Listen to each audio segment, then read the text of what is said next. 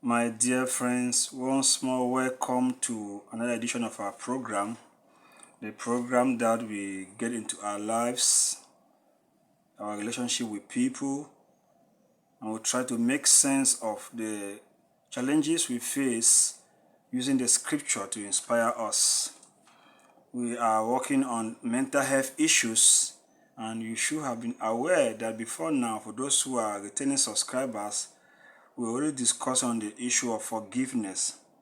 And today we had one last question to handle about forgiveness, and that question is what is the difference, or what are the differences between forgiveness and reconciliation? In other words, after forgiveness, what path do we take? And we say we are going to handle that question today, the 25th of June 2023. My dear friend, I wish to say I'm very grateful for you as a returning subscriber. Please, thank you for coming. Keep the flame burning and encourage one another. For you, my dear friend who is joining for the first time, you are in the right place if you desire to work or to know better about your mental health and how you can handle mental health issues in a way that may keep you away from medicine, conventional medicine. Dear friend, after reconciliation, what path do we take? Let me quickly say that, you see, forgiveness is like a one-way traffic. You can forgive somebody. It doesn't depend on the person's character or the attitude of the person. It's your decision to forgive somebody, and that forgiveness can be complete from your own part. Reconciliation is the opposite of that. In fact, reconciliation, I should say, is a two-way traffic. It takes two to tango. To reconcile, you bring two parties together. In fact, let me put it this way. The word reconciliation comes from a Latin word reconciliationem. Like reconciliation, end with em, which could mean to re-establish a relationship. And in the Greek understanding of the word reconciliation, the Greek use the word katalege, Katalage. And katalege is also found in Romans chapter 11 verse 15, where Paul makes use of it on other instances too. Katalege in Greek will mean in English from enmity to amity, in summary. My dear friend, forgiveness is a wonderful thing. In fact, this musician, this lady who died of recent, Susanna Summers, once said that forgiveness is the gift you give yourself. You can forgive someone, but the person has not yet made up his or her mind to forgive you. Yet you are forgiving the person. Or in other words, the person has not made up her mind to reconcile with you. Example, in relationship, people hurt each other in many ways. If someone, for example, in a relationship cheats, we're talking about a marriage situation here. If one partner cheats, the other partner, biblically and legally, is open to two options.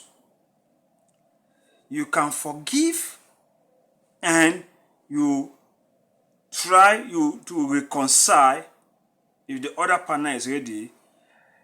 Second option, you can forgive and you part ways. After forgiveness, reconciliation or divorce is your legal and biblical right. The choice is in your hand. If you ask me, for instance, I would say if a partner falters in his or her marital vows, it is good to forgive and also make effort to reconcile. But if that partner that cheats keeps on cheating and becomes a serial cheat, then if you ask me, I will say After a while, those partners may part ways temporarily. Perhaps the gap, the time that they will be away, might be a time for retrospection. It might help people to sit up and be serious about what they are up to. I think it is better to forgive and still work together as one family, as you were before, if that is possible. But since forgiveness is remember that forgiveness is letting go anger, resentment, bitterness. So, if you need to forgive, you are freeing yourself from anger, from bitterness, for whatever. But that does not easily translate into reconciliation, because you might forgive the other person, but the other person is not yet ready to continue in such a move that people had before. Remember the equation that our self sent to us. She said that she can forgive, but sometimes to treat to their business as it were before is a Herculean task to her.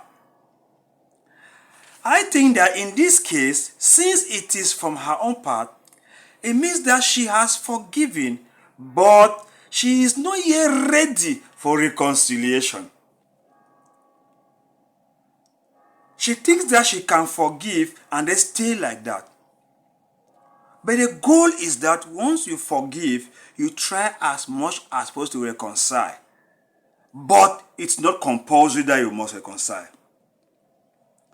People can still forgive each other, yet they divorce. Dear friend, I want to call on, look at Luke chapter 23, verse 34.